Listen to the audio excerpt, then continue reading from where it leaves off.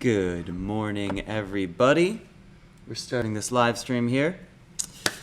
We are about to have a really cool show for you today. One of my friends, Mark DeClive-Lowe, is going to come and join us, and going to pick his brain, ask him some questions about all sorts of things. He's an incredible composer, producer, pianist, beat maker, I'm excited to dive into some conversation with him as we see what he's doing in quarantine, what he's working on, ask him some questions about life, routine, and if you guys have questions too, please leave them in the comments here. I'm going to go get my coffee, and I will be back with you pretty shortly. Also, by the way, I finally added Joel Ross's part back into The Chant, one of the pieces that is on the Chicago Experiment, a record coming out on Rope-A-Dope next year with Mackay McCraven and Marquise Hill, Daryl Jones. Joel is on it, Joel Ross. Jeff Parker, Irvin Pierce. I'm going to have Junius lay down some stuff. But for now, check this out. This is The Chant, and I will be back in about 3 minutes. I want to get my cocoa. All right, bye.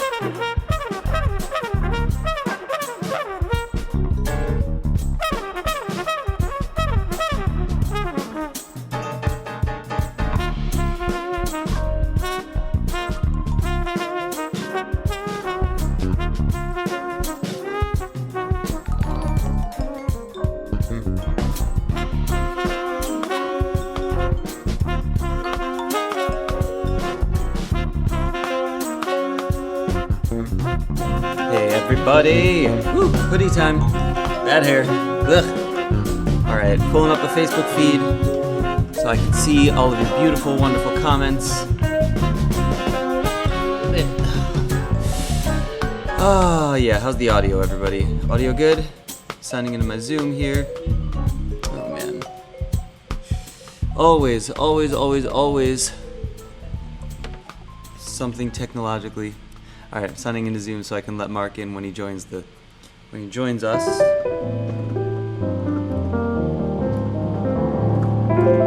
Yeah, everybody get your tea, get your coffee. Join me here. Once, yeah, okay, here we go.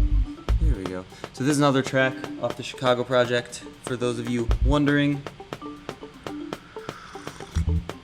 Man, it's funny because it's not gonna come out really till next year probably. But I needed some license-free material because when I play this it's streaming to YouTube, well, 2 channels on YouTube, and then Facebook, 3 channels on Facebook, and Mark's Facebook now. And when I would use anything, even my own music, some sync licensing thing would catch it and then monetize it and put ads in front of it, and I can't fucking stand advertisements. In general, I like to find my own shit. I don't want to be told what to find. I think we're all kind of like that, right? Maybe I just have a problem with authority. I don't know.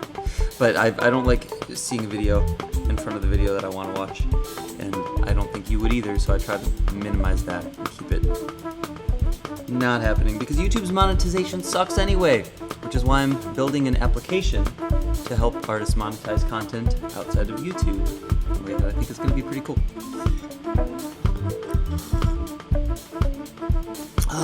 Alright, so I've got my Zoom meeting up. We're gonna wait. We'll wait here patiently for Mark to climb low. And should we jam out to this music? Should we play a little bit? Let's see. We're gonna have him on. By the way, if anybody has any questions, I'm looking at the chat here.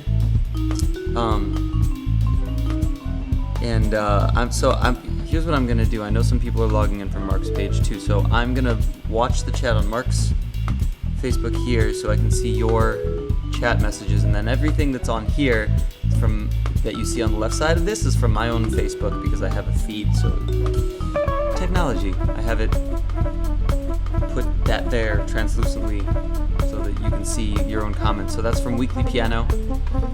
How many of you guys know about Mark?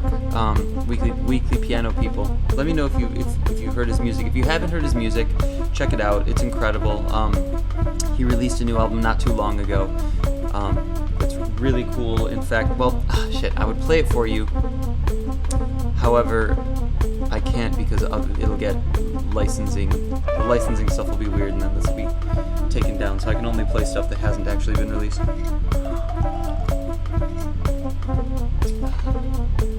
Again, for those of you logging on now, this is from a record called The Chicago Project.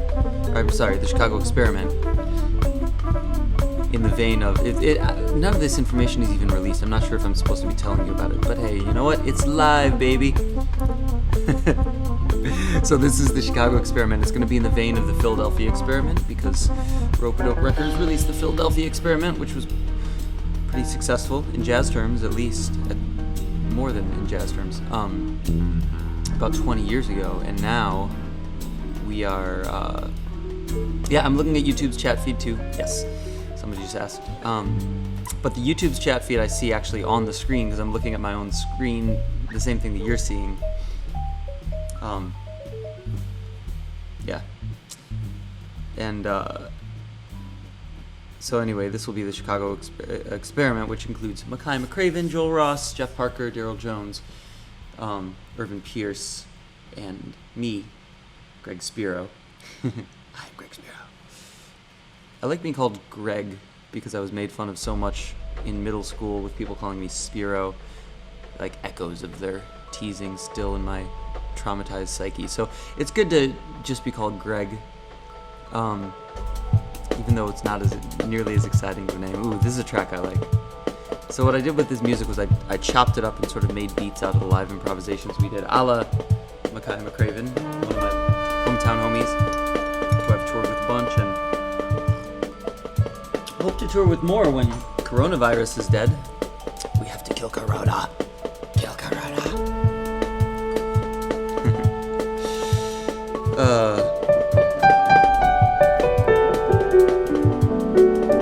I don't normally like tunes that are too bright and major, but like this sort of trippy beat.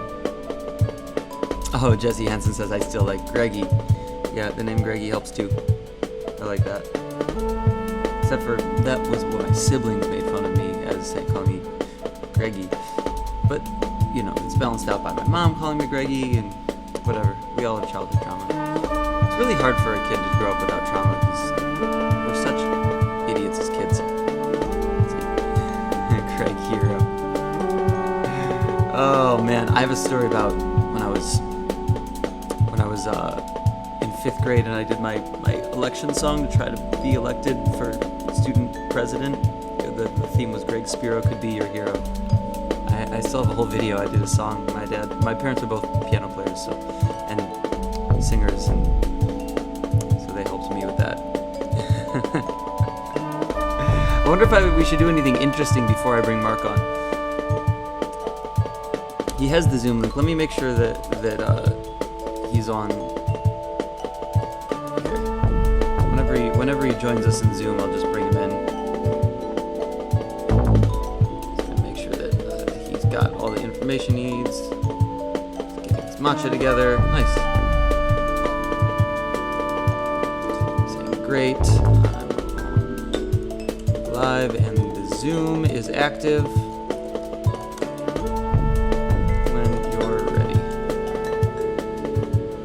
Did I give him the Zoom link? I think I did.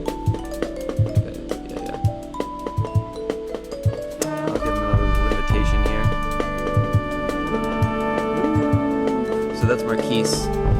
Again, chopped up a little bit.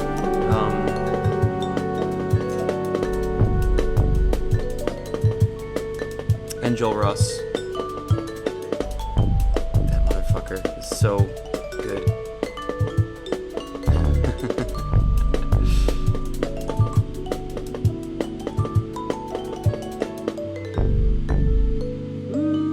He did all these in one take.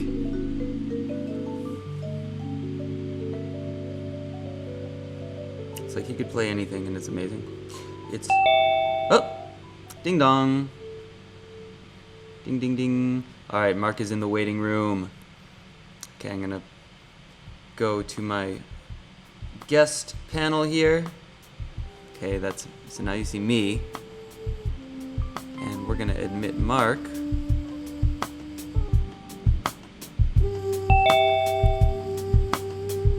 Mark DeClive Low. Yo. Yo. What's up? Have you been watching me make a fool of myself for the past 5 minutes? No, I saw you for 5 seconds. Oh, okay. So I'm good. sure you wouldn't make you fool yourself at all. Appreciate it. That's good. Everybody, this is Mark DeClive Low. Incredible beat maker, producer, keyboard player, writer, everything. He does all sorts of cool shit that always inspires me. I remember, man, the first time I saw you was in DC, and I don't remember what club you were playing at, but I was on one of my little... Oh, wow. This was this must have been 10 years ago. And it was... Man, we weren't even out of high school 10 years ago. What are you talking about? Oh, shut up. Yeah, right. I wish, man. Oh, God. It's funny how time goes by, isn't it?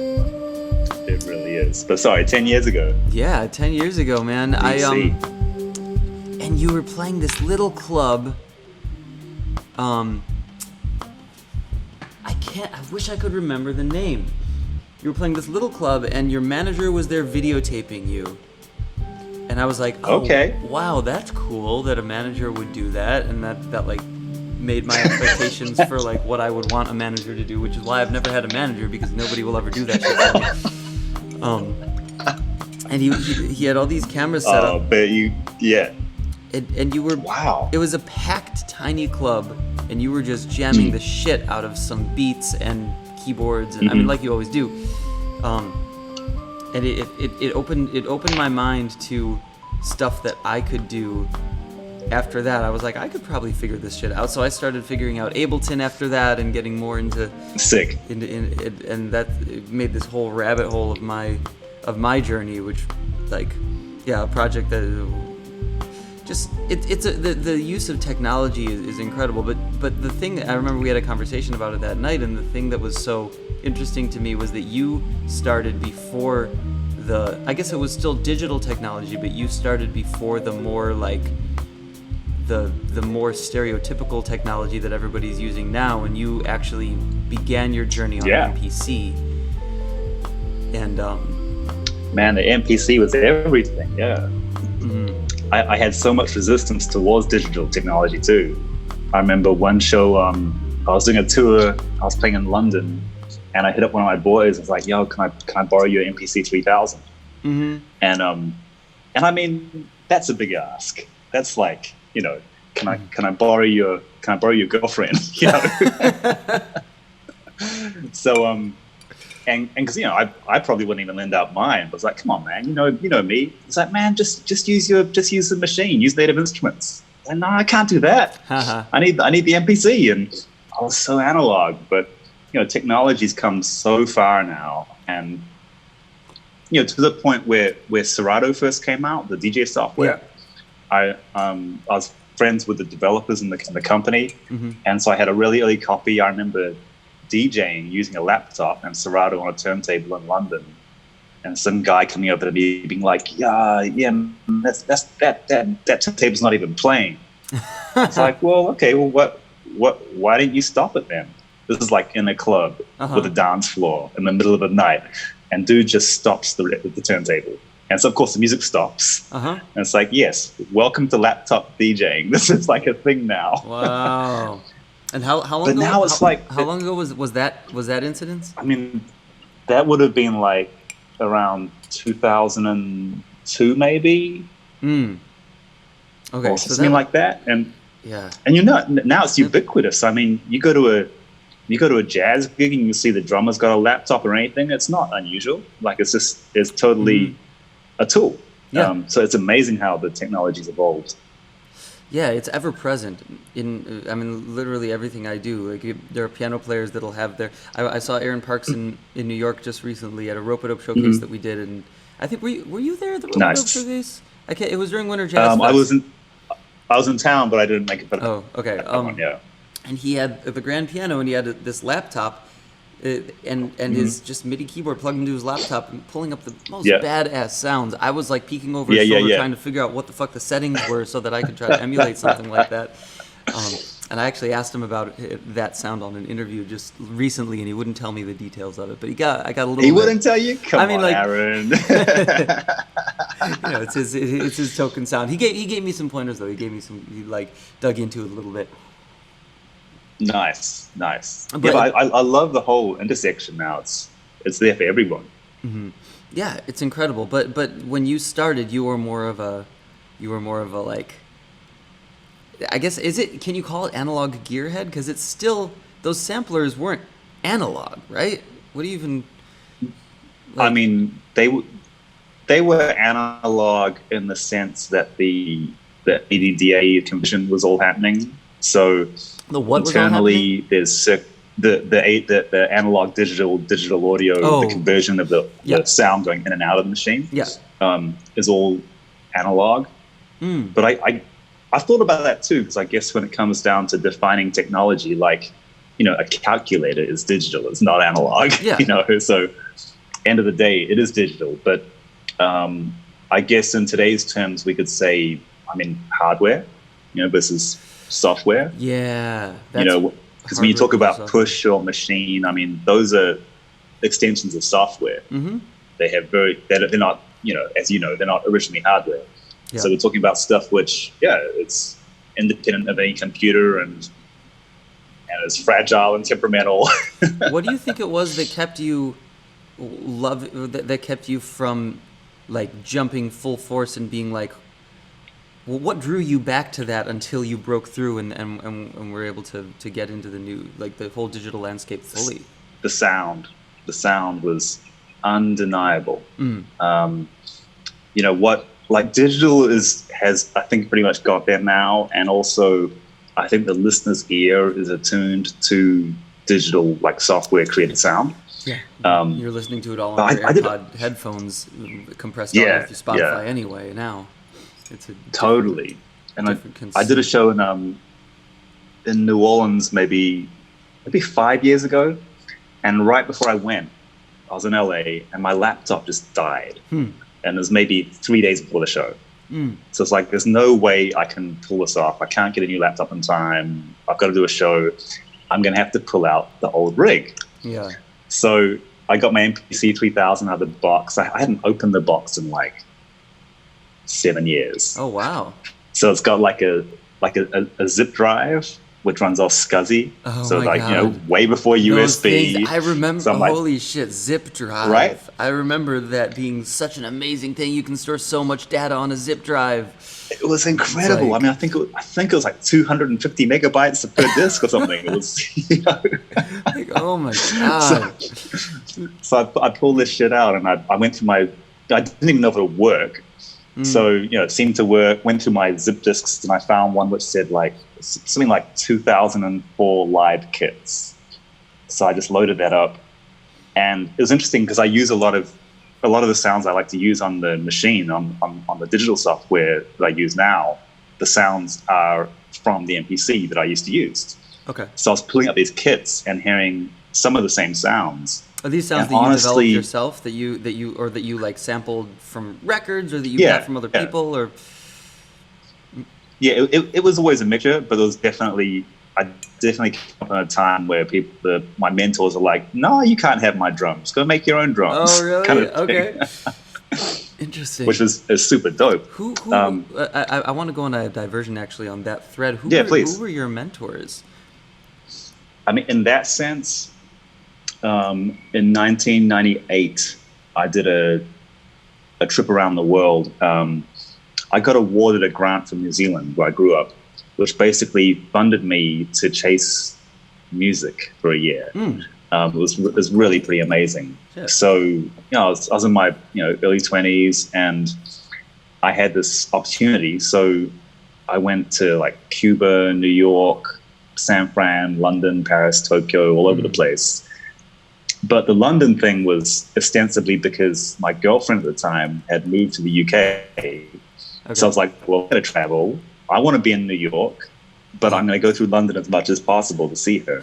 Nice. And, you know, we ended up breaking up like before I even got to London, but I couldn't change my ticket. Okay. So there I am, stuck going to London, right? In there. And that was just a massive turning point in my life. We're meeting a lot of community and people who became collaborators and mentors and friends. And specifically in London, it was a crew centered around West London with a sound which became called Broken Beat about 5-6 years later. But it was people like Four Hero, Digo and Mark Mack from Four Hero, who were like I guess they kind of came up through drum and bass and jungle, but also hip hop and rave music. IG Culture, amazing producer, had a project called New Sector Movements. He was coming out of like a root reggae hip hop thing. In the Attic, who were coming out of funk and soul. Phil Asher, producing under the name Rest of Soul, who came out of house music. And so all these guys are coming out of very defined genres, but they specifically were the ones within those communities who wanted to do something different. And you know, to a live musician, it's not a big deal, like, you know, changing tempo or something, right? It's like, you know, you're on a gig, you play a burner, you might play a ballad next or whatever it might be. But when it comes to electronic music, these genres are defined by tempo. And so you had instances like, you know, guys coming up in jungle and drum and bass where everything's like 150, 160 BPM. And then they're like, well, why does it have to be 160 BPM? I want to make a joint at 130. And so they make some music at, say, 130. And because of the nature of rhythm, like you change tempo, the rhythms are going to change and these are different, right? And so then they have their own communities where they're esteemed and established, being like, man, that's not drum and bass, that's not jungle, what is that shit? You know, this real kind of not able to wrap their heads around it kind of idea, even to the point in the house music scene where, you know, house music is defined by a quarter note 4/4 kick. Mm-hmm.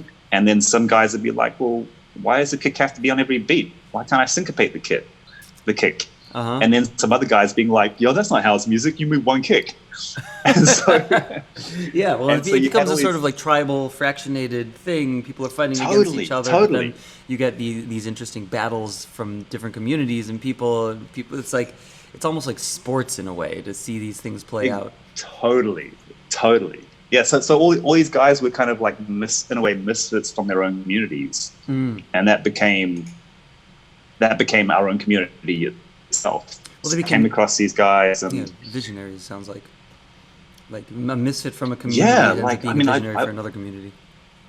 Absolutely, and you know, I came up, you know, aspiring to live in New York and be a straight ahead piano player, and but I'd had this kind of, through high school, I had this kind of push and pull between hip hop and drum machines and samplers, and then Miles and Train and Branford Records. It was this kind of push and pull.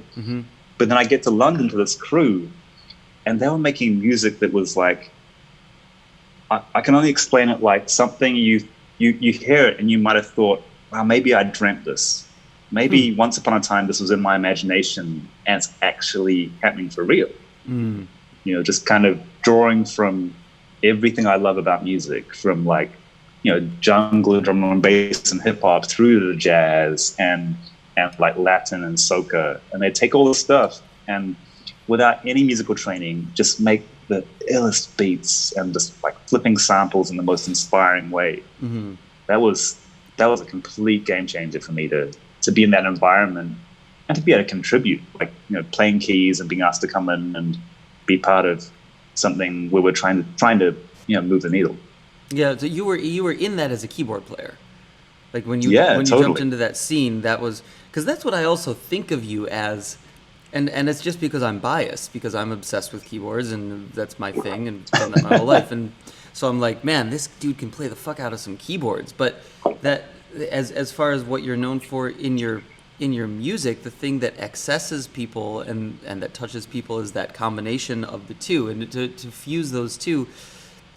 How old were you at that time?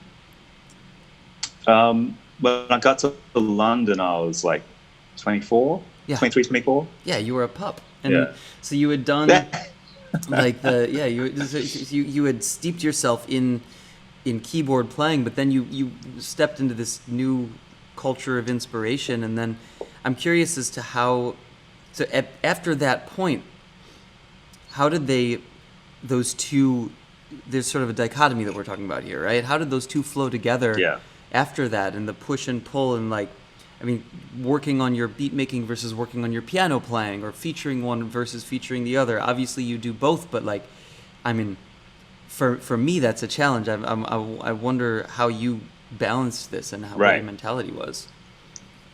I mean, to be honest, I didn't balance it. It's been really interesting at this point, like to look back on the last 20 plus years and, you know, just as we get older, understanding humanity, like our journey and what part everything plays.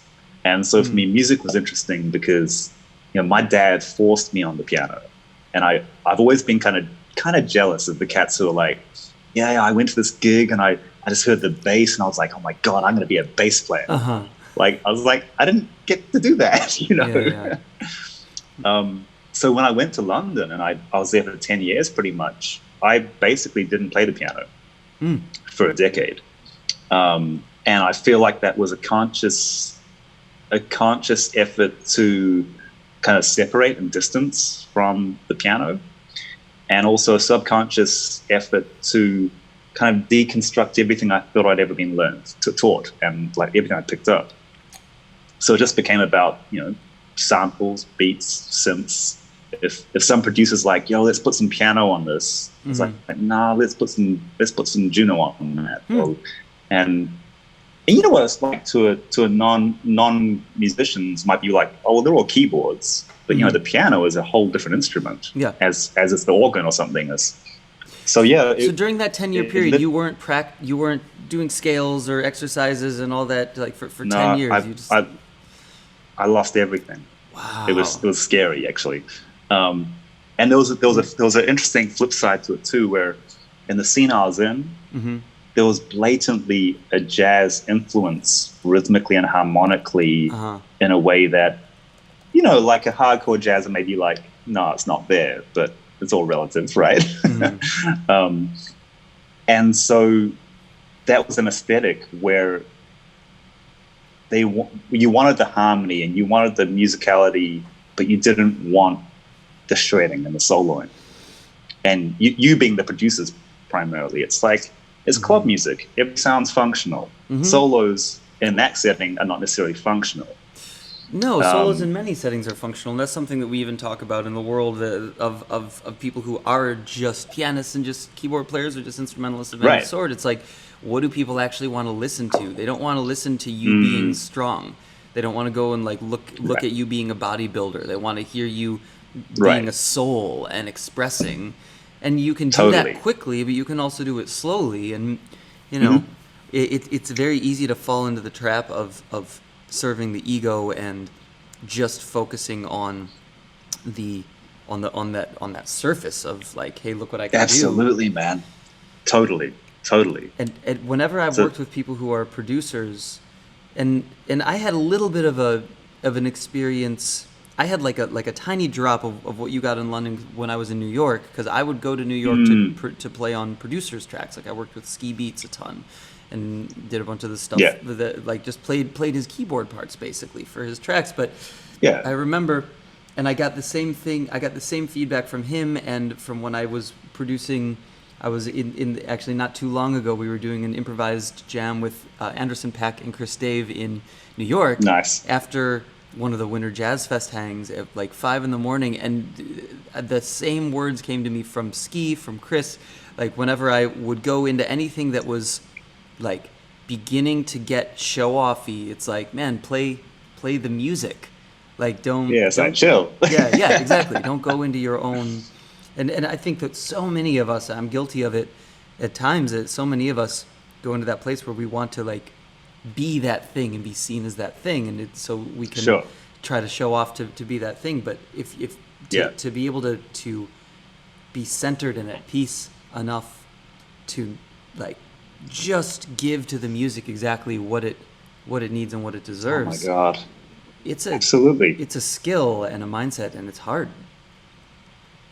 I mean, that's a lesson that, you know, we all grow up on that less is more kind of lesson, right? And the value of space and all these things. And I would hear about this, you know, growing up in New Zealand, and, you know, listen to music, reading about music, and understanding how much Miles loved that about Jamal and stuff like that. But it wasn't until I was 24 in London doing a session for a house music producer. And it was, I remember it was a spoken word joint. So there was a spoken word, and he made some great drums. And I mean, it was house music. It was like, you know, it wasn't rocket science. It was for a good vibe, right? And so I'm listening to it, and I found some nice harmony that I figured worked. And I laid down a really simple keyboard part, and it might have been, 8 bars. It was probably a 4-bar loop, pretty much. And I was like, cool. Well, let me get the next sound up. And the producer's like, no, that's it. It's like, what do you mean that's it? Like, let's get some more shit in there. It's like, no, trust me, that's it. Yeah. And the record was amazing. Yep. So it was, the irony to me was that I learned that lesson of space and less is more, and play the music. I learned that ultimately in a basement studio in Soho in London with a house producer, which was ironic to me, because I felt like I should have learned that through just the piano. But we come to these things in our own good time, right? Well, yeah, and there's not the mechanism on the piano to teach you that, because there's always more to, like, there's more notes. Well, it is impossible. I don't know about other piano players. Maybe you can speak to this, but for me, it is impossible to feel adequate. There's always, like, when you're practicing piano, there's always like adequacy that is beyond, like, wherever the fuck you are. Like, oh, I can get there. You get there. It's like, wait, no, I'm not. No, I need to get more. I need to get better. Like, and you can just destroy yourself with that. But then you realize that, like, that chasing of whatever and it becomes, it's like a technical adequacy, right? That chasing of that thing that you think you can do. It's like the music actually is way back here. You left it, like, in your hindsight. Yeah, I'm with you on that, man. It's like that thing of, the person who I remember growing up and someone might be complaining about, Miles's cracked notes or Wayne's 16th note feel or something. I'm like, come on, man. Like, the music is so undeniable. I'm not even. Yeah, I mean, if those musicians played without those idiosyncrasies, they wouldn't be themselves. Yeah. Well, and what's very interesting to me is to look at what people, the records of what people were saying when Miles was alive, and even in his heyday, like earlier in his career. I mean, you could argue what was his heyday because he had so many, like, transformations, but earlier in his career, when he was, like, the jazz trumpet player at the top, like, the things that other trumpet players were saying about him were terrible. Like, he got so much shit for like, just not and I will say, not being able to play, also not choosing to play. But if he, like, tried to choose to play like Dizzy Gillespie, he wasn't going to be able to. It's like, just doesn't. Forget it. It's completely different things. But he was Miles Davis, and so people who were looking at him at the time and comparing him to the other trumpet players that were working and that were very popular at the time, it's very easy to pick something to critique somebody about when they are arguably one of the most musical forces, one of the most artistic entities in the last 100 years, and pick them apart for not doing the thing that other people are doing that is hard to do. Totally. I mean, and, like, who else could just play one note and make you feel your soul? Like, that was. Well, and that's what songwriting is too. That's what I see. I mean, from house producers to pop producers, when it's decent pop. And I get really down on pop music now a lot of the time. And there's a lot of stuff that I think is just garbage. But there's a lot of stuff that is really good and super solid. And sometimes you have. The funny thing is, there are some songs, and I've played some of these songs that are like written by the same artist, and they'll do a song that is just brilliant and incredible, and then they'll do another song and it's just complete garbage, and they won't even necessarily know why, and they'll both get just as popular as the other. But, like, it could be because the discernment of audiences is tainted now by the frequency in which they're fed the material that the powers that be choose to feed material to the masses. So, and those powers that be don't necessarily know that when, like, you and I can listen to a song and we can be like, oh yeah, that's a beautiful pop song or house song, and oh, that is just completely, like, there's no development, no progression, no composition, And it's interesting for me to live in a landscape where those two sort of exist simultaneously in the popular eye, whereas people like you and I are one of our, and I mean, I don't want to speak for you, so maybe you can speak to this, but it seems like one of your missions in life, which is one of my missions in life, is to have an ear and be able to discern and create that which is, like, deep and beautiful. Sure. I mean, I imagine that's everyone's mission, whether we make it or not, because one person's beauty is relative to another's, right? But do you? So on that, I want to dig into that a tiny bit more from your perspective. Do you feel like there is a universal when you get deep enough that there's a universal discernible that there are universal discernible elements and qualities, like digging down to the roots of different musics, like whether it be whatever genre of music that can be seen as that can be like identifiable elements that will make a song more genuinely beautiful and effective, or is it just a subjective journey? I do think I might be kind of paraphrasing your question in a way, but I do think that music has a base level of objective quality that is not subjective.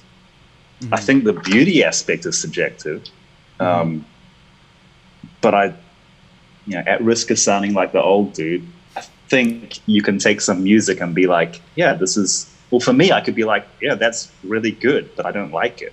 Or that's actually really bad, but I do like it. Like it's totally.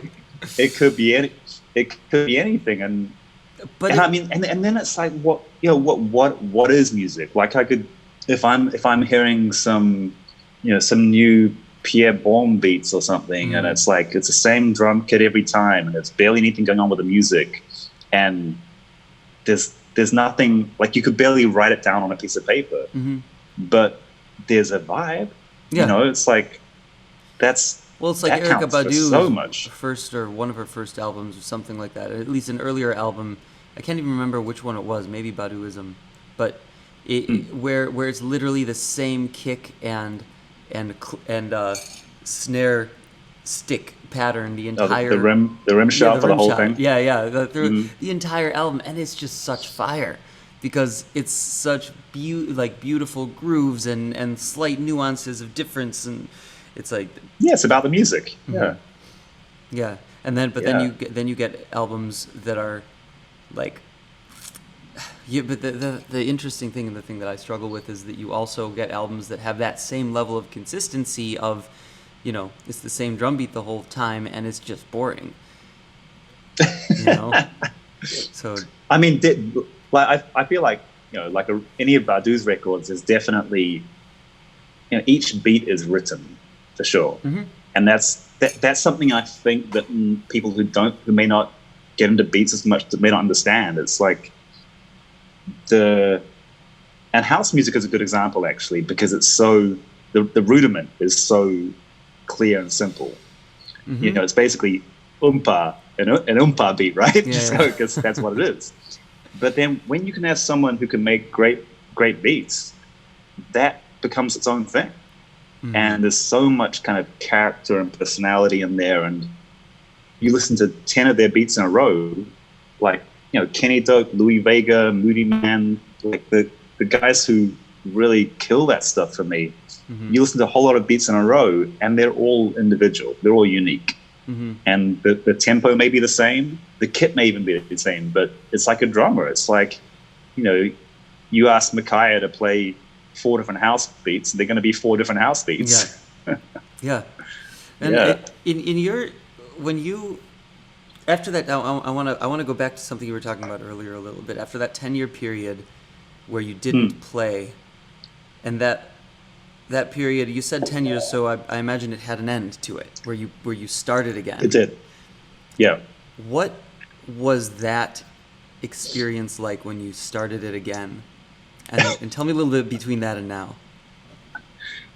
It was bizarre. So that was about 10 years ago when I moved to LA. I moved to LA 11 years ago. Okay. And I met a singer-songwriter named Nia Andrews, who we ended up getting married and spending a decade together. And at the start of that, when we first met, she was about to do her debut show. She was a singer-songwriter, great singer-songwriter. Yeah. And she was like, I want you to play piano. I was like, well, cool. I'll get a Rhodes. She was like, no, I want you to play piano. I was like, well, okay, it's your gig. I guess I'm playing piano. And she had this she had a show at a little speakeasy in Santa Monica called Angels. Okay. Really dope little spot. Had a mural of Josephine Baker behind the stage, and they had a baby grand. The same baby grand that's now actually at the townhouse, and in at the Deputy Speakeasy. And so we played Nia's gig, and it was the strangest thing. It was like, oh, here's my old friend, the piano.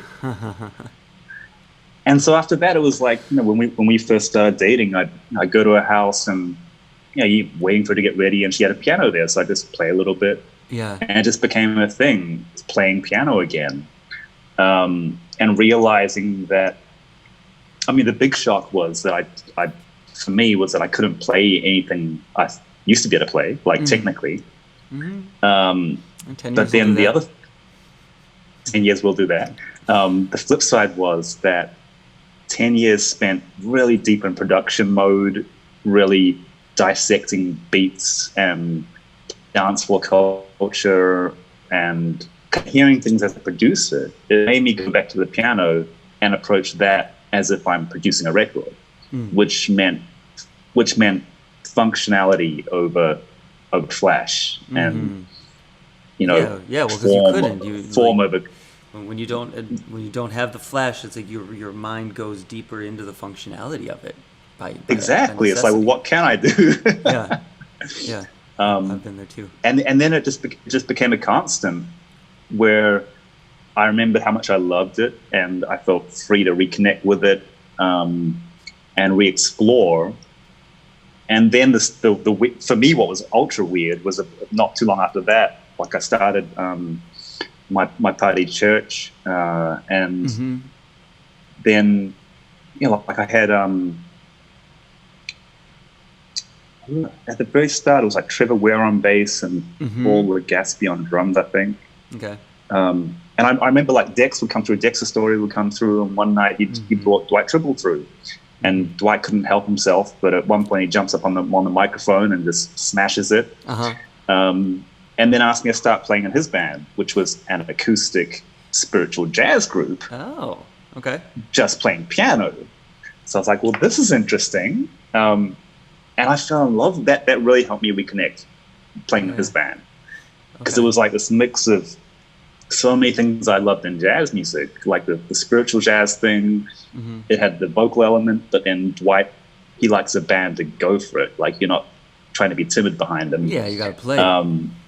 You got to play. And then Miguel Atwood Ferguson was in the band. And we just had so much fun playing. And that was my real rediscovery, was, playing gigs with Dwight, not having any toys.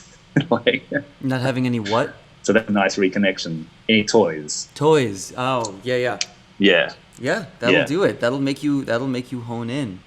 At that point, for real. Did you have to get back into like a practice regiment at that point? Technically, did you have what did you do at that point to get your chops back, or did you even care about getting your chops back? Dude, I'm still trying to find them, man. I'm still trying to find them.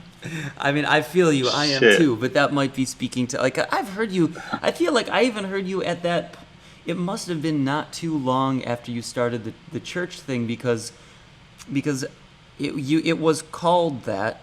And I think it was early, because I didn't see much of a history of you doing that thing. But you were smashing it on keys. I remember. And maybe, thanks, man.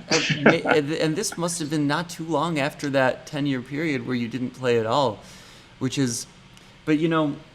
that's another thing that, and I talk intensely to Ruslan Sirota about this, because he has very, very strong opinions on he's got chops like for days. Oh my coming God. Out every orifice in his body. Ruslan's killing. But he is so adamant about, like, he showed me a picture of it's a sort of meme thing, and it says it doesn't matter how much you have if you don't know how to use it, and it's a picture of a guy trying to peek over a wall, standing on a pile of ladders that are all stacked up, like horizontally. sideways. Yeah, trying to look over the wall, and it's so fucking true because like That's awesome. I that- love that.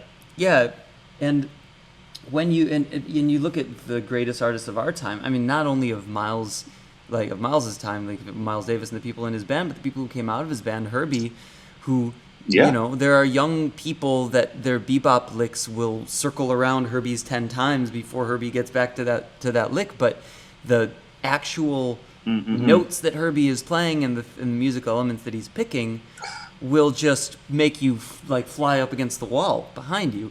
Whereas my that God, yeah. kid who's circling Yeah. around him will be chasing his tail. Yeah.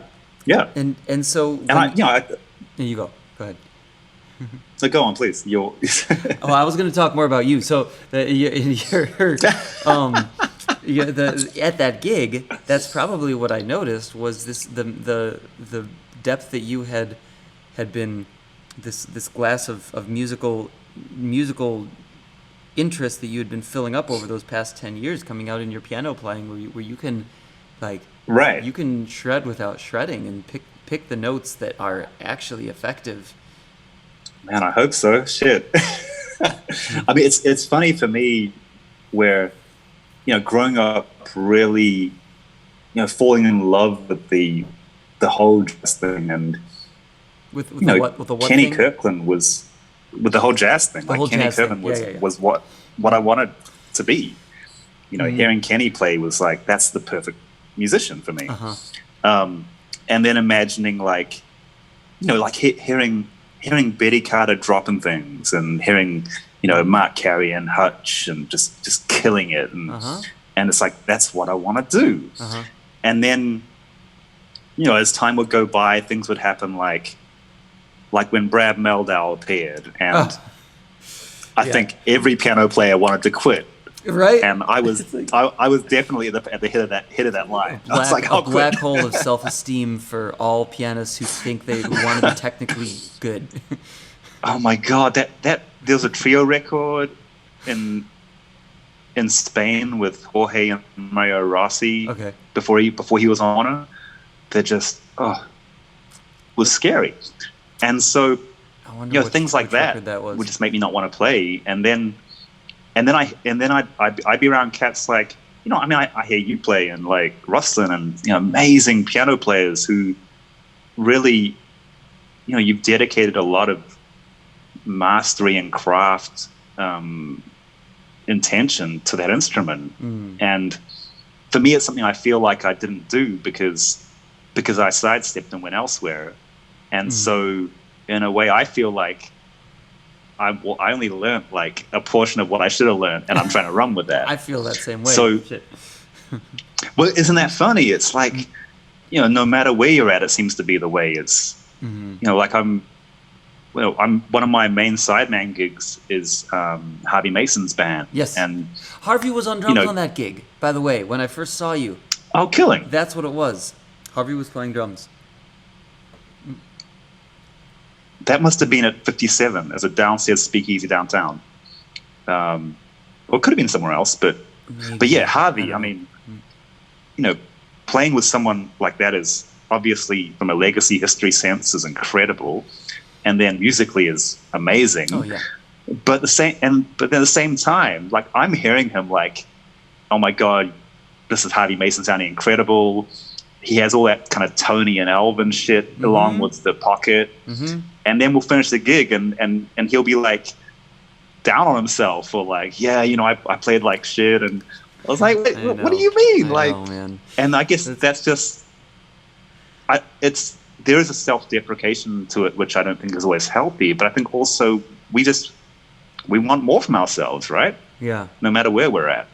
Do you? I want to dig a little deeper on that because I know I think about it, and a lot of artists think about it. On your gigs now, when you play and you're doing your whole thing, do you walk away from gigs feeling that way about yourself sometimes? And if so, how do you deal with it? If I'm playing my own music, I'm pretty comfortable now. Okay. I know when a gig is extra killing, and I know when a gig is just ticking the boxes. It's passable. And I often say to people with this kind of more to students, like, you got to make sure that your worst day is good, so that at the worst case it'll be cool, and beyond that it might be amazing. So for my own stuff, I'm pretty confident with that. But oftentimes when I play in other scenarios, that's when those kinds of insecurities may come up. And Harvey's a great example. It's like I feel like I'm playing with someone who's played with almost every great piano player who's walked the earth, starting with Errol Garner. It's like, how do you touch that? There's nothing I can play that he hasn't experienced. Yeah. And I can mess up. So that's that's kind of an interesting situation. But when I do find, and I don't know if this is just the humanity of it or the reality, oftentimes if I feel down about a gig, I might come off the bandstand and someone else will tell me the opposite thing. Like, I mean, the last Harvey tour, Haley Nicewanger was playing sax and flute. She's an amazing sax player. And I remember we did one gig on tour. I just thought I was terrible. And like, I came off stage and I said to her, I was like, oh man, I'm sorry, I couldn't play tonight. And she's like, what do you mean? You sounded amazing. I couldn't play. I'm like, what do you mean? You sounded incredible. And then you know that joint, what is it? 4 a.m. The Herbie joint off Mr. Hands. Oh, yeah, that's a you know that. I vaguely I can't remember the melody off the top of my head. Jaco and Harvey, and so we played that tune on Harvey's tour. Okay. And it was funny because the bridge has this pretty weird kind of harmony vibe, and so I never shared it, so it was on the gig every time I was trying to explore the bridge. Yeah. And so that was the one thing Haley and I would always talk about. Is like, I'm saying to her, like, how do you play through the bridge? You just sound so killing. I don't know how to do it. She's like, I don't know. I'm just listening to you. You sound killing. And so, well, and of course it's a Herbie tune, which is great. Where that would be the case, because that's how Herbie thinks of a lot of harmonic structure too. Right. It's like explore the fuck out of it and see what this thing sounds like over this thing. It's like that's what he did he told me that Miles would tell him that I'm paying you to practice. Like, you should practice over this shit. Yeah. Right. Exactly. Yeah. So I guess that kind of falling short and feeling like we're not doing our best is just part of the journey. I'm thinking out loud here, but when you think about the best, like, you're comparing that, you're thinking, when you think of best, you think of an ideal, and when you think of ideal, you have this thing in your head already, pre-made, right? Like, if I do something like this solo will be killing. But that's a recipe for absolute disaster. That's like the worst thing, at least for me. That's the exact moment it falls apart. Yeah, when I think, okay, this solo I'm going to play with these ideas, and I'm going to do it this way. I'm going to do it fast or slow, and like when I go into something with those preconceived notions, the worst shit happens. Like, that's when I'm not exploring, oh my God. And that's when I'm not in the moment. But when I'm thrown for a loop, like the rug is pulled out from under me, and then it turns out there's a surfboard under the rug, and I have to get on the surfboard, and I'm surfing and on some wave that is like, I don't know where it's going to go. That is when the most beautiful, like, magical moments happen. The magic.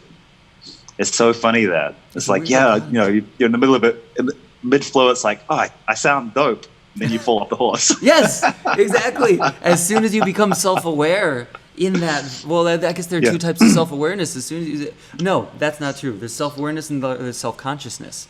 As soon as you turn self-conscious, then you are like, you're right. I love the horse analogy, because like you're riding and you're feeling the wind, and you're aware, you're self-aware, and you're aware of the self and the surroundings. But then as soon as you become self-conscious and you start thinking about that shit that you're doing, then it's like you lose the rhythm and pattern, and you and you fall off the horse. Gone.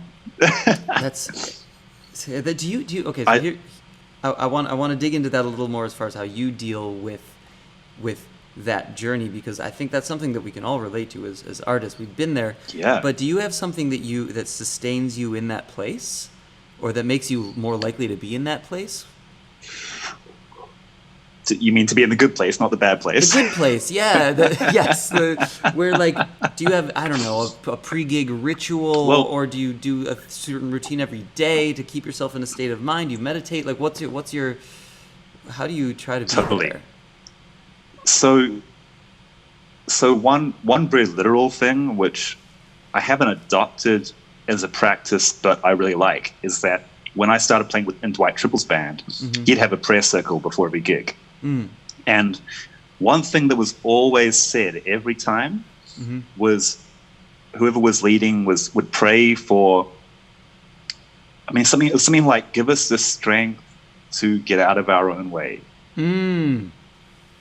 So the idea being, we can take all the religious context out of it.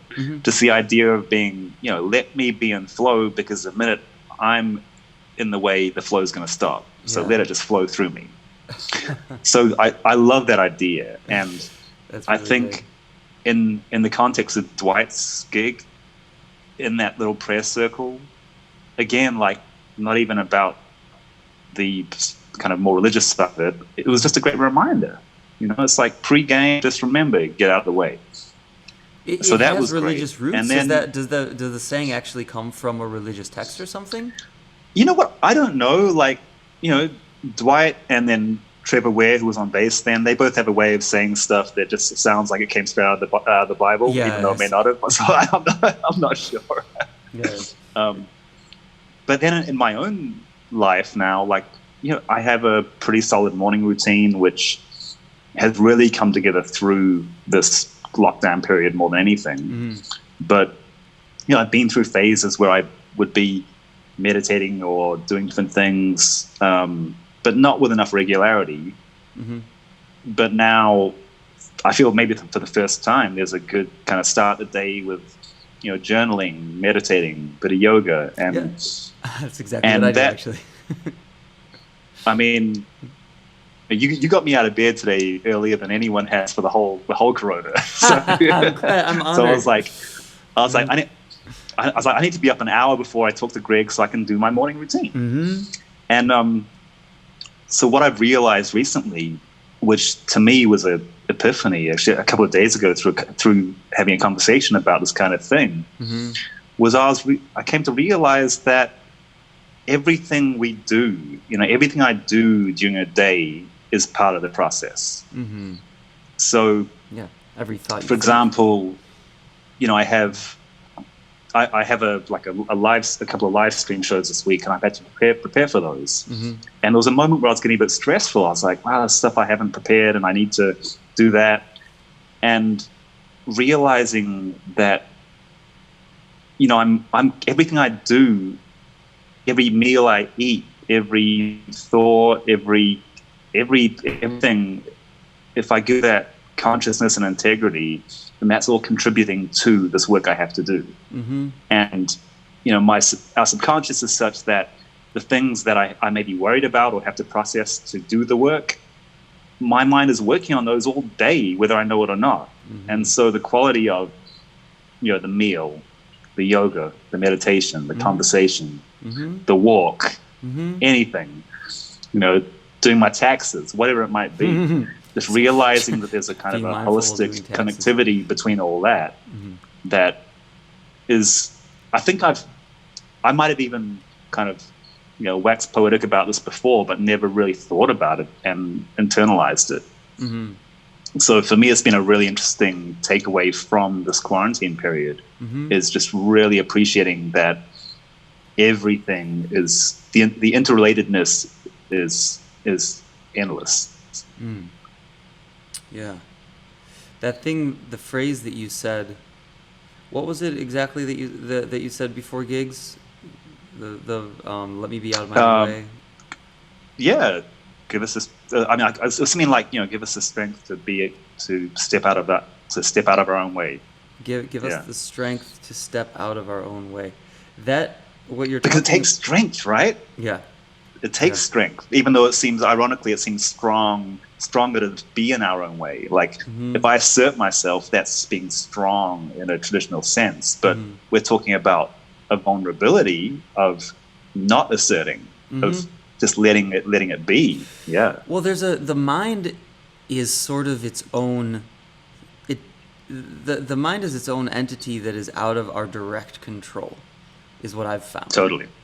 And the strength comes from that element of self that we do have control over, that can.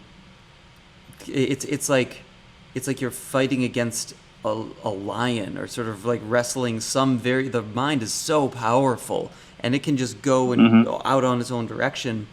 The strength is to control the actions of the self so that the mind can be tamed to actually go smoothly in the direction that you want it to go. And that's the thing that comes out the most poignantly for people like you and me, I think, at shows, because that's the moment where all of our insecurities can well up to the surface and make things like hugely more difficult than they need to be, just because the mind is deciding to because it's not tamed and it's running out in this direction or that direction. And the things that you're talking about, the daily routine, the yoga in the morning and meditation, and that all those elements of it are exhibiting strength that then can become stronger than the like, I don't even know what to call it, but the whims of the subconscious. Sure. I'm with you on that totally. The subconscious is a beast that will just run away if you let it. Yeah. It's interesting. And then it's 9:02. So go say what you were gonna say. No, go on. Well, I was gonna say it's 9:02 because it's 9:02. So I wanna let you go soon, because I promised I would only keep you for an hour, really? An hour at most. But time flies. It's crazy, man. It's crazy how time flies. But before we go, I want you to finish that thought that you just had, and then I want to ask you a couple specifics about the routine that you do, because that's something that I think can actually be very helpful to artists of any sort. Sure. I wasn't gonna. I was just gonna make some crack about advocating 420. Because that there's definitely, I find that really helps me get out of my own way too. Oh, okay. Like just to kind of, it's just enough disassociation to be able to be a little more of a voyeur in my own experience. How interesting.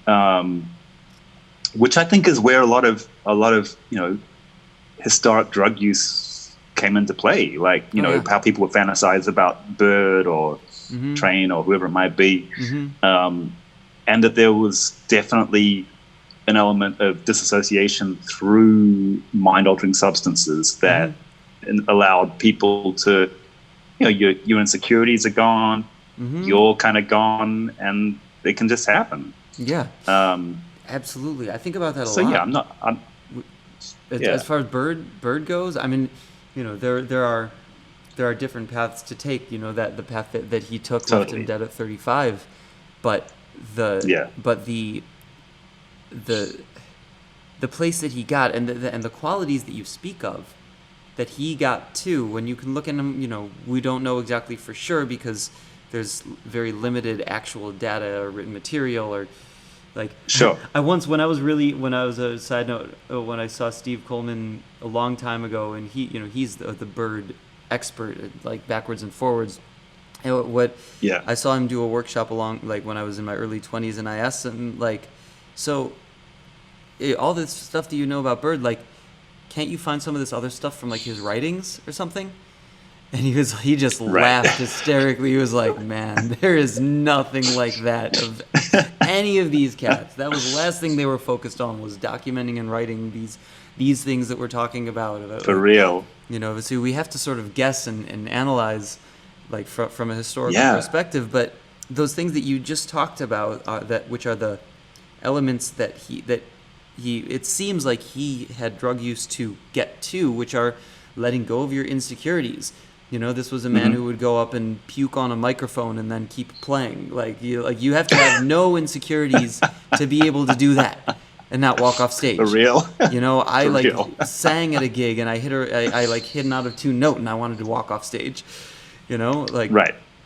So to get through our insecurities and to be fully present, like those seem to be the two main things that people historically used drugs to try, and alcohol to try to get to in a performance setting. And it's hard to we are one of the few professions where you have a set time, a block of time, and that time has a start period and an end period, and during that time you have to exhibit those qualities, or at least that's the goal. And if you don't exhibit those qualities, like, you don't get that time back. There are not a lot of professions like that.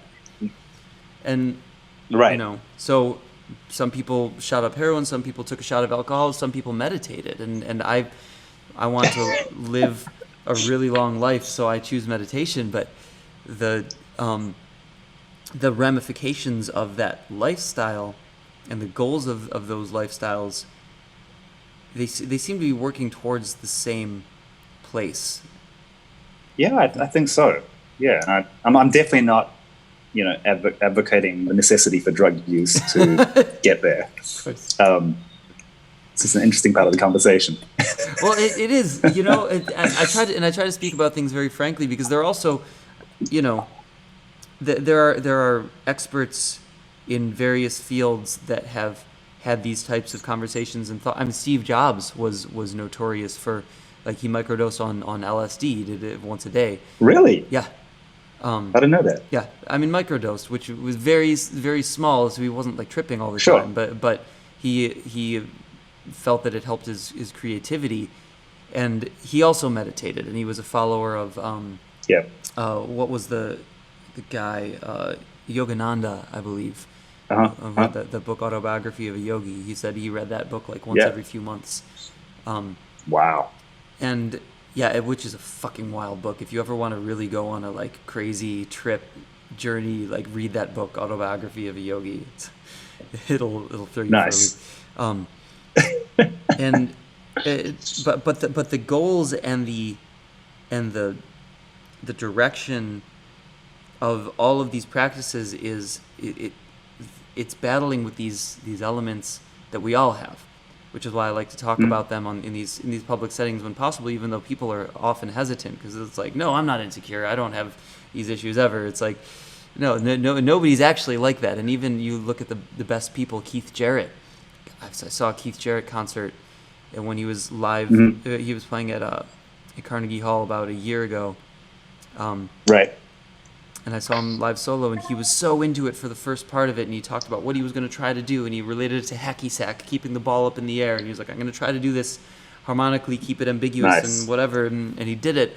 And then, for the second half of the concert, he got pissed off at people taking pictures, and completely changed. He completely changed his whole mindset, and his playing transformed into, like, just this much more. You could tell that he was not happy, and he was pissed off, and he was in his head.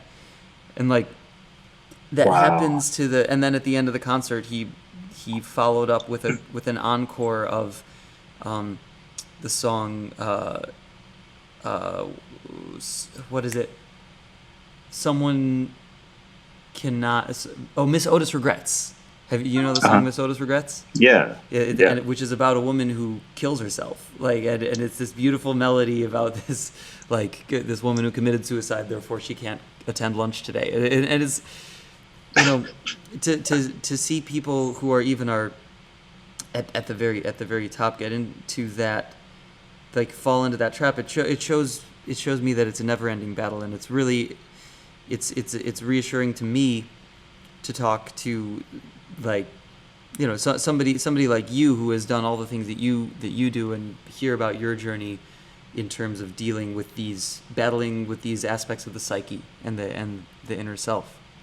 Oh my God. And you know, like the jazz world is particularly hard, unforgiving with that kind of thing. Yeah. Oh yeah. You know, it's like that's been interesting. It's like when I was doing Church Monthly in New York, I felt like there was a lot of kind of leaning against the wall, arms crossed judgment Oh my God. from the community. New York is the And then, epicenter for that. It's the and then it's absolute like, worst. Yeah. right? Yeah. And then I'd have like, James Genus and like Eric Harland on the gig with me. And, then that kind of qualified it enough for people to give it a chance. Uh-huh. It's like, well, you could have given it a chance before. Yeah. And, I love these cats too, but, No, people are the funny music that was way. good before too. Yeah. Yeah. People are funny that way. It's also, it also, that speaks to that speaks to how difficult it is to discern greatness when, just actually in general, before the greatness is proven in front of, and like socially, before it has the social proof all wrapped around it and is handed to you in a neat little package, which history is right now, but the new things can't possibly be. Like, until that's handed to you, it's very difficult to have a mind open enough to receive and really hear something for its substance. We are we judge books by, and I speak to humanity in general, and it comes out most in the people who just are not self-aware of that aspect of themselves. But for in general, it's hard to just listen to something with a clear mind and a clear palette and let it paint itself on your psyche. It's a lot easier to say, oh, Eric Harland's playing, of course that painting's going to be beautiful. Okay, I'm going to listen and it's going to be beautiful now. Or Herbie Hancock is playing, of course it's going to be beautiful. I'm loving it now.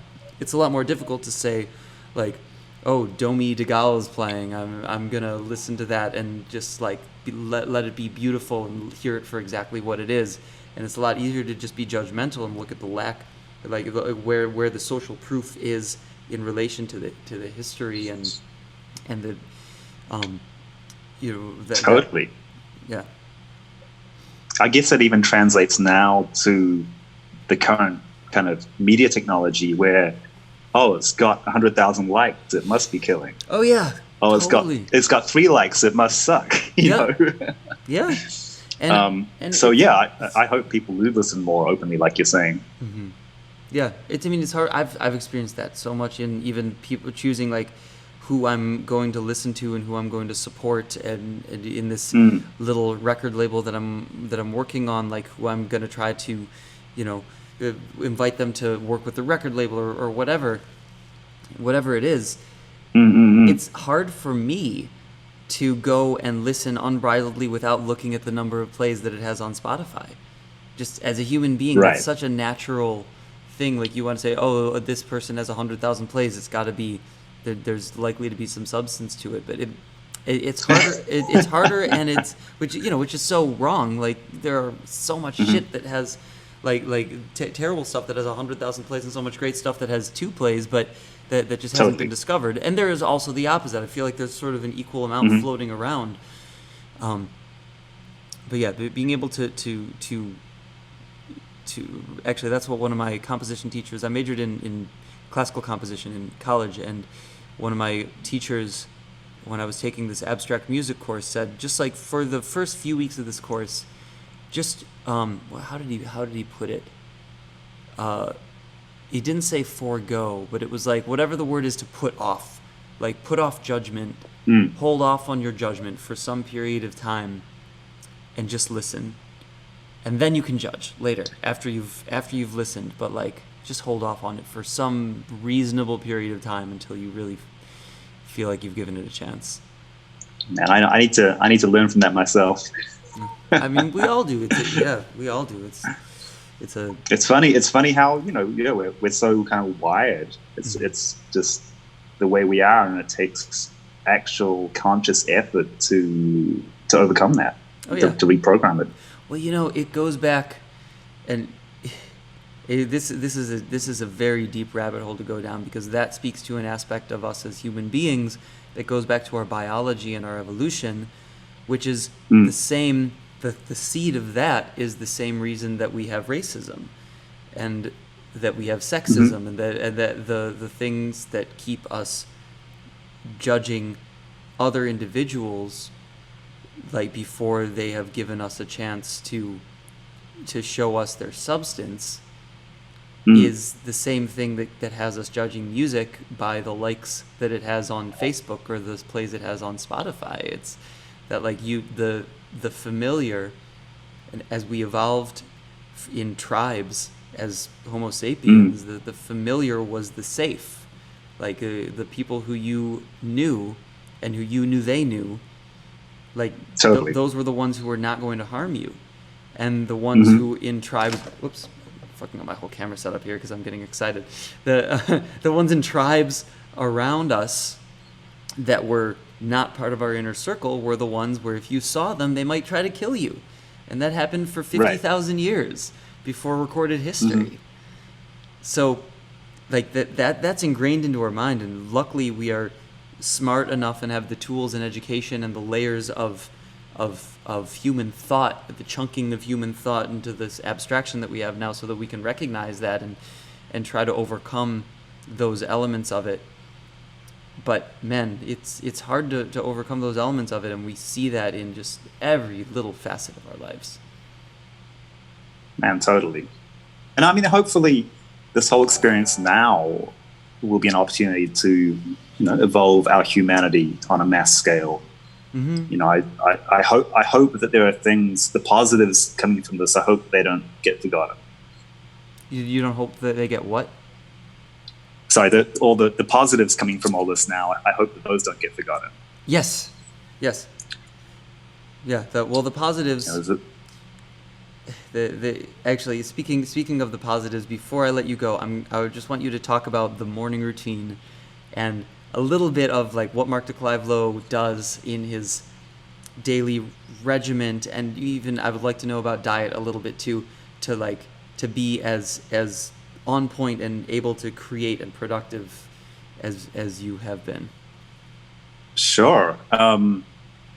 Well, it's a work in progress. That's my first disclaimer. All right. But I like to, I wake up, I journal firstly. I don't journal a lot. I just basically have a daily gratitude journal. And sometimes I'm writing the same things. Sometimes I'm writing different things.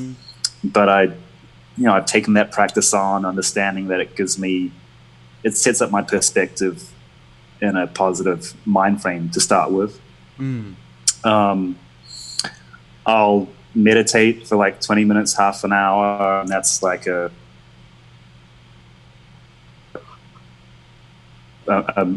silent mantra meditation.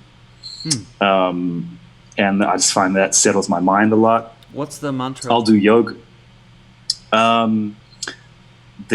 me, it's Atman. Okay, and what's the roots of that? It's not coming from a discipline at all. It's just taking the kind of the general idea of it. I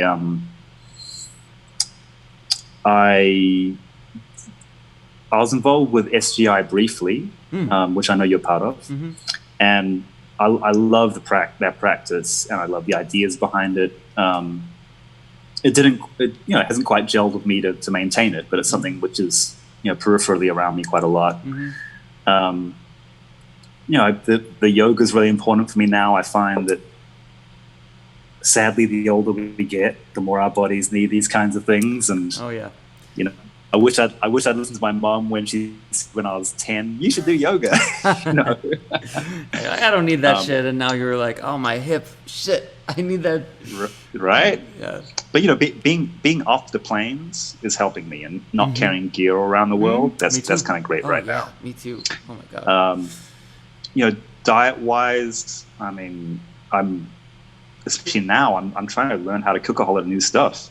Yeah. It's like if I'm hungry and there's some chicken, it's like, well, let me get a new recipe and learn something. So that's been great. And I do definitely run my days revolve around eating. Like, I know if I'm not eating regularly and properly, I won't have the energy, I can't focus, I can't be productive. So yeah, I do try and maintain in that respect. I love a good vegan meal, I love a good steak. It's all it's all there. Nice. Yeah. Cool. So yoga, journaling, meditation, gratitude. I do the gratitude journal as well. and the meditation and yoga practice in the morning. Do you do something before you go to sleep at night to try to calm your mind? I think that I often think that I should, but I don't. And these days, usually before I go to sleep is like Netflix or something. You know, Okay. that's my that's Right. my late night meditation. Nice. Nice. But I do find that if I'm conscious about getting off technology before I go to bed, like say an hour or two beforehand, and if I can give myself that space to wind down, the quality of rest is quite different. Mm-hmm. Oh yeah, absolutely. Yeah, I'm not quite there yet, but I I acknowledge noticed the benefit. Man, I noticed that so much. The temptation to check my email 10 minutes before going to bed is so strong, and when I'm able to resist my God. that, I'm so much better. So wait, so I'm curious. So mornings with Greg is a thing, and it's fantastic. I'm glad you're doing it. Thanks. It's like, but you're there every morning at 8:00. So Uh-huh. I'm curious, what time do you go to bed? What time do you get up? All right, cool. Happy to talk about this. This is the mornings with Greg show actually started as a reason for me to get up. I realized when Right. I made a deal. I'm staying with some cousins who live in LA, and they've got a bigger place, and food. It's just easier here. So I took my setup into their house, set it up here, and realized that we made a deal with each other that we wouldn't leave. So nobody's leaving the house, and we haven't yet. So I realized that I would need some sort of routine to keep me in check if I had to stay here all the time, because my history of last time that I had a period of like staying in for a long time, it was like a few months when I was in my 20s, and I literally stayed up for another hour every single night until like I was I was first going to bed at midnight, then 1, then 2, then 3, then 4, then 5, then 6, 7, 8, 9, 10, until I was literally reversed in schedule, and ended up I continued to reverse the schedule until I just flipped back to going to bed really early, but it was actually like the next day. So I wanted to make sure that didn't happen this time. So I promised myself I would get up and I would live stream every morning at 8:00. So to do that, I wake up at 6, and I have a checklist that I got from a book called The Miracle Morning, and I'd highly recommend the book. It's super cheesy, but it's super effective in terms of creating a routine. And I do a gratitude journal where I write down the things I do a journal, and it has 3 elements: things I'm grateful for, what would make today great, and then affirmations, telling myself what I want to believe I am, which doesn't always align with what I actually believe I am, but the things that I'm trying to manifest in my life, I tell them to myself. Yeah, and then 10 minutes of chanting meditation, 5 minutes of sitting meditation, 10 minutes of yoga, 10 to 20 minutes of reading. I read something. Nice. Right now I'm reading Man's Search for Meaning, which is an incredible book by Viktor Frankl, a Holocaust survivor, about his experience in the Holocaust. But it's also like I've read Tim Ferriss books and self-help books and all that stuff also in this period. Yeah, and then I start my day. So it takes about an hour usually. Sometimes I stretch it. Yeah. Nice. But I haven't missed a morning yet. What time do you have to be asleep to get up at 6 and be functional? Good question. Because of coronavirus and the potential for being exposed to it, I'm doing everything I can to keep my immune system healthy. So before this, I would get 6 hours of sleep and I'd be happy. But I've been made sure to be at the very least laying down in bed at 10:00 at the latest, if I can. That's great, man. Last night it ended up being 10:30, but usually most nights I'm actually able to make it 10:00, sometimes a few minutes before. That's great. How much sleep have you been getting? I've been doing 7 hours or 8 hours most nights, Nice. I think. Yeah, that's great. When do you usually get up? Usually 10. Nice. Yes, I'm kind of doing the 2 a.m. to 10 a.m. sleep shifts. And I love that schedule, and I just find that when I do that, I'm so much more likely to do things that are bad for my body, like drink alcohol and eat terrible sugary food. Oh, for real. I mean, come 2 a.m., it's like any food is fair game. Yeah, self-control goes out the window. If I'm in bed by 10, it's like that period of time where I could have done the stupidest shit is just gone. Mm-hmm. But I'll tell you what, one thing I was looking for this morning is that I get a longer day. I get more time. Mm-hmm. It's like, like your whole reason for doing this to keep yourself on a schedule. It's like, here you are helping me do the same thing. So I appreciate that, man. Awesome. Well, speaking of getting a longer day and getting more time, I should let you go. It's 9:25 now, and we've gone over a bit. Cool. I really appreciate you taking the time, man. This was such a great conversation. And it was great to chat. Thank you for doing this. And I think people got a lot out of it. So the people who are watching, please, give comments and connect with Mark. You can find him on Facebook. And are there any specific records or things you want people to check out who are watching right now, and things that things you're working on, things people look forward to? Yeah, I'm actually doing my first live stream tomorrow. Nice. It's a little online festival called La Ceiba Festival, and starting with Kareem Riggins DJing tonight. I do tomorrow night, cool. DJ Spinner the next night. So yeah, that should be hopefully all over the Facebook, Twitter, Instagram, Twitch, everywhere. And brilliant. But yeah, I'm not being crazy productive through this time. I'm trying to find balance and understand how slowing down is an important part of the process. Mm-hmm. So yeah, there'll definitely be music coming as it comes, mm-hmm. but I'm really enjoying taking each day as it comes, mm-hmm. and using the most of this time to really learn more about myself and what we have in this world. Very good, man. Well, yeah, that makes me very happy. Yeah, man. I'm really glad you came on today, and I look forward. I'm gonna be rewatching little bits of this to maintain the insights that you've given. It was a refreshing conversation, helping me kind of come to aspects of my own artistic journey and where I am. I hope it did that for other people too. Man, likewise, absolutely. Yeah. Well, Mark de Clive Lowe, everybody. Thank you very much again.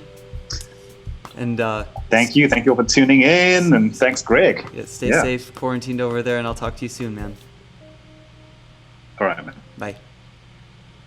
Peace.